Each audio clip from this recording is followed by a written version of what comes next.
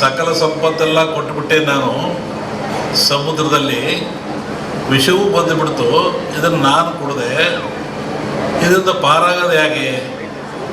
ಬಹುಶಃ ಈ ವಿಷ ಈ ಜನರ ಮೇಲೆ ಹೋದರೆ ಏನಾಗ್ತಿತ್ತು, ಕಾರ್ಕೋಟ ವಿಷ.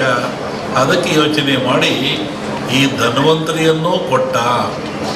ಈ ಧನ್ವಂತರಿ ಎಲ್ಲಿಂದ ಬಂತು ಅಂದರೆ ಸಮುದ್ರದಿಂದ, ನೀರಿನಿಂದ, ಸಾಗರದಿಂದ ಬಂತು. ಇದು ಆ ಒಂದು ದೇವತೆಯ ರೂಪದಲ್ಲಿ ಬಂತು. ನಮ್ಮಲ್ಲಿ ಕೇಳಲಿಕ್ಕೆ ಹುರುಳಿ, ಕಾಮತ್ತು ಎಲ್ಲ ಬಂದಿದ್ದರು ಈ ವಿಚಾರವಾಗಿ. ಕೆಲವು ಸೂಚನೆಗಳನ್ನು ಹೇಳಿದ್ವಿ ನಾವು. ನೀವು ಯಾಗ ಮಾಡುವಂಥ ಜಾಗದಲ್ಲಿ ವೃಕ್ಷ ಇರಬೇಕು, ಅಲ್ಲಿ ಒಂದು ಹುತ್ತ ಇರಬೇಕು, ಅಲ್ಲಿ ಒಂದು ಎಕ್ಕದ ಗಿಡ ಇರಬೇಕು, ಮತ್ತು ಸಮುದ್ರ ಪೂಜೆಯನ್ನು ಮಾಡಬೇಕು. ಯಾಕೆಂದರೆ ಮೂಲ ಸಮುದ್ರವೇ ಮೂಲ. ಇದಕ್ಕೆ ಗಿಡ, ವೃಕ್ಷ, ಬಳ್ಳಿ ಇದಕ್ಕೆಲ್ಲ ಸಮುದ್ರವೇ ಮೂಲ, ಅಲ್ಲಿಂದ ತರಬೇಕು. ಹಾಗೆ ಹೀಗಾಗಿ ಈ ಒಂದು ಯಾಗ ಭಾಳ ಚೆನ್ನಾಗಿ ನಡೀತಾ ಇದೆ ಭೂಮಿ ಮೇಲೆ.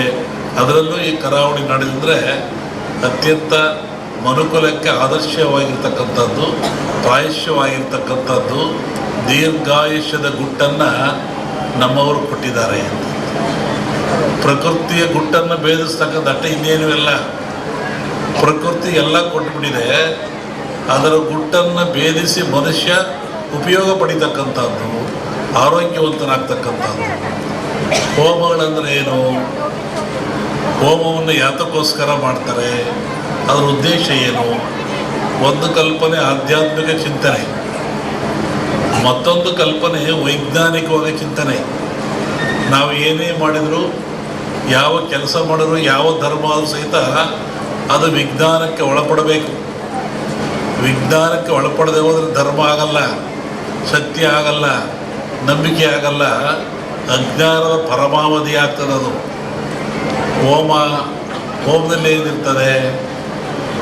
ವನಸ್ಪತಿಗಳನ್ನು ಹಾಕ್ತಾರೆ, ಆಜ್ಯವನ್ನು ಹಾಕ್ತಾರೆ, ಅಗ್ನಿಯನ್ನು ಕೊಡ್ತಾರೆ. ಈ ಗಿಡಮೂಲಿಕೆಗಳು ಅಂತ ಹೇಳಿದ್ದು ನಾನು, ಈ ವನಸ್ಪತಿಗಳಿಂದ ಅಗ್ನಿಗೆ ಹಾಕಿ ಹೋಮ ಆಜ್ಯ ಸುರಿಯೋದ್ರಿಂದ ನಮ್ಮ ನಂಬಿಕೆ ಅಗ್ನಿ ದೇವತೆಗಳ ಮುಖ, ಅಲ್ಲಿ ಔಷಭಾಗ್ಯವನ್ನು ಕೊಡೋದ್ರಿಂದ ದೇವತೆಗಳಿಗೆ ತಲುಪ್ತದೆ. ಆವಾಗ ನಾಡು ಸಮೃದ್ಧಿಯಾಗಿರ್ತದೆ, ರೋಗ ರುಜಿನ ದೂರವಾಗ್ತದೆ. ಒಂದಾದರೆ ಅಗ್ನಿಯನ್ನು ಆರಾಧನೆ ಮಾಡಿದವರು ಯಾರು? ಇದು ಒಂದು ಪ್ರಶ್ನೆ. ಅಗ್ನಿಹೋತ್ರಿಗಳು ಅಂತಿದ್ದಾರೆ, ಅವರು ನಿತ್ಯವೂ ಅಗ್ನಿ ಆರಾಧನೆ ಮಾಡಿ ಪೂಜೆಗಳನ್ನು ಮಾಡ್ತಾರೆ. ಅದು ಒಗ್ಗದ ಭಾಗದಲ್ಲಿರಲಿ. ಜಗತ್ತಿನ ಯಾವ ಸಮಾಜ ಇರಲಿ, ಯಾವ ಜನ ಇರಲಿ, ಯಾವ ಕುಲ ಇರಲಿ, ಯಾವ ಪಂಥ ಇರಲಿ, ಅಗ್ನಿಯನ್ನು ಆರಾಧನೆ ಮಾಡದಿರೋರು ಯಾರು? ದೀಪ ಹಚ್ತೀರ ನೀವು ಮನೇಲಿ, ಅದೇನು? ಅಗ್ನಿ. ಅಡುಗೆ ಮಾಡ್ತೀರ ನೀವು ಮನೇಲಿ, ಸ್ಟವ್ವ ಬೆಂಕಿಯೋ ಹಚ್ತೀರ ನೀವು, ಅದೇನು? ಅಗ್ನಿ. ನಾವು ನಿತ್ಯ ಬಾಳಲಿಕ್ಕಾಗಿ, ಬದುಕಲಿಕ್ಕಾಗಿ ಆಹಾರ ತಯಾರು ಮಾಡ್ತೀವಲ್ಲ, ಅದು ಯಾವುದು? ಅಗ್ನಿಯ ಮುಖಾಂತರ. ಹಾಗೆ ಅಗ್ನಿ ಜಗತ್ತಿನ ಚರಾಚರಕ್ಕೆ, ಮನುಕುಲಕ್ಕೆ ಆದರ್ಶ, ಅವಶ್ಯಕ. ಅಗ್ನಿಯಿಂದ ಯಾವುದೂ ಇಲ್ಲ. ಧಾರ್ಮಿಕವನಾಗಿ ಅಗ್ನಿಗೆ ಅವಶ್ಯವನ್ನು ಕೊಡ್ತೀವಿ ಅಂತ ಹೇಳೋದು ಒಂದಾದರೆ, ಅದನ್ನು ವಿರೋಧ ಮಾಡೋದು ಒಳ್ಳೆತನ ಅಲ್ಲ. ಯಾಕೆ ವಿರೋಧ ಹೇಳಿದ್ರೆ, ಅಗ್ನಿಯೇ ಆಧಾರ ನಮಗೆ. ಅನ್ನ ಮಾಡಲಿಕ್ಕೆ, ಚಹಾ ಕುಡಿಲಿಕ್ಕೆ, ಒಂದು ರೊಟ್ಟಿ ಮಾಡಿಕೊಳ್ಳಲಿಕ್ಕೆ, ಏನು ತಿನ್ನೋಕೆ ಅಗ್ನಿ ಬೇಕು. ಅಗ್ನಿ ದೈವೋ ಭವ. ವೈಜ್ಞಾನಿಕೂ ಅಗ್ನಿ ನಮಗೆ ಬೇಕಾಗ್ತಾನೆ. ಆನಂತರ ಕಟ್ಟಿಗೆಗಳು, ಹೊಸಪಿ ಎಕ್ಕ, ಮಾವು, ಮುತ್ತಗ ಇವೆಲ್ಲ ಬರ್ತವೆ. ಒಂದೊಂದು ಗಿಡದಲ್ಲಿ ಒಂದೊಂದು ಶಕ್ತಿ ಇರ್ತದೆ, ಒಂದೊಂದು ಫಲವನ್ನು ಕೊಡ್ತವೆ. ಕಾಡಿನಲ್ಲಿ ಋಷಿಗಳು, ಆಶ್ರಮದಲ್ಲಿ ಇದೆ. ಅದು ಅರ್ಥ ಮಾಡ್ಕೋಬೇಕು ನೀವು. ನಿತ್ಯ ವಾಹಿಯಾರ, ಬೆಳಗ್ಗೆ ಎದ್ದ ಕೂಡಲೇ ಗಿಡಗಳ ಹತ್ರ ಹೋಗೋದು, ಸಾಯಂಕಾಲ ಹೋಗೋದು, ಮನೆಯಲ್ಲಿ ಒಂದು ಗಿಡ ಹಾಕೋದು, ಒಂದು ವೃಕ್ಷ ಬೆಳೆಸೋದು, ಒಂದು ಹೂವಿನ ಗಿಡ ಬೆಳೆಸೋದು, ಹಣ್ಣಿನ ಗಿಡ ಬೆಳೆಸೋದು, ಮನೆಯಲ್ಲಿ ಮಾಡಿದರೆ ಅದರ ಗುಟ್ಟು ಭಾಳ ಪವಿತ್ರವಾಗಿರ್ತಕ್ಕಂಥದ್ದು. ಅದಕ್ಕಾಗಿ ನಾನು ಇನ್ನೂ ಏನೇನೋ ಮಾತಾಡಬೇಕು. ನಾನು ಸಾಯಂಕಾಲ ಬೆಂಗಳೂರಿಗೆ ನಾಳೆ ಬೆಳಗಾವಿ ಹೋಗಬೇಕು. ಹೀಗಾಗಿ ಈ ಒಂದು ಭಾಳ ಮಹತ್ತರವಾದ ಕಾರ್ಯ, ಭಾಳ ಸಂತೋಷ ಆಯಿತು. ನಮ್ಮ ಆನಂದ ನಮಗೆ ಭಾಳ ಆತ್ಮೀಯರು, ಬೇಕಾದವರು. ಪಾಪ ಏನೋ ಯುದ್ಧ ಕಾಲದಲ್ಲಿ ನಮ್ಮಲ್ಲಿ ಬರ್ತಾಯಿದ್ರು, ಅವ್ರ ಮನೆಗೆ ಹೋಗ್ತಾ ಇದ್ದೀರ. ಆಮೇಲೆ ಒಂದು ಇದು ಶುರು ಮಾಡಿ ಮಹರ್ಷಿ ಅನ್ನೋ ಪದವಿಯನ್ನು ನಾವೇ ಕೊಟ್ವಿ. ಇವತ್ತು ಭಾಳ ಎತ್ತರಕ್ಕೆ ಬೆಳೆದಿದ್ದಾರೆ, ಭಾಳ ಎತ್ತರಕ್ಕೆ ಬೆಳೆದಿದ್ದಾರೆ. ನಮಗಂತೂ ಭಾಳ ಸಂತೋಷ. ಯಾಕಂದರೆ ನಮ್ಮ ಹತ್ರ ಬರ್ತಕ್ಕಂಥ ಹುಡುಗ ಜೀವನದಲ್ಲಿ ನೊಂದು ಬಂದಿರ್ತ ಹುಡುಗ ಭಾಳ ಎತ್ತರಕ್ಕೆ ಬೆಳೆದಿದ್ದಾನೆ ಅಂದರೆ ಭಾಳ ಸಂತೋಷ.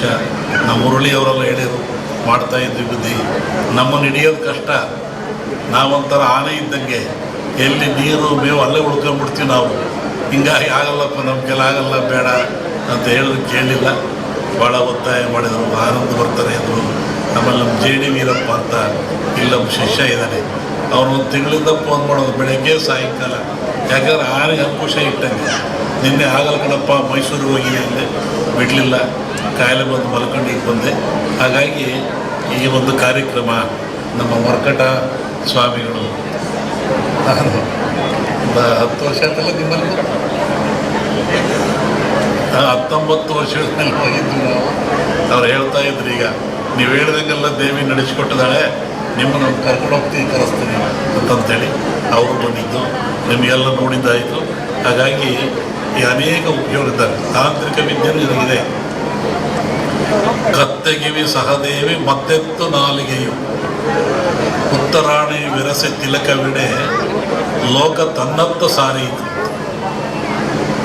ಕತ್ತೆಗಿವಿ ಗಿಡಮೂಲಿಕೆ, ಸಹದೇವಿ ಗಿಡಮೂಲಿಕೆ, ಉತ್ತರಾಣಿ ಗಿಡಮೂಲಿಕೆ.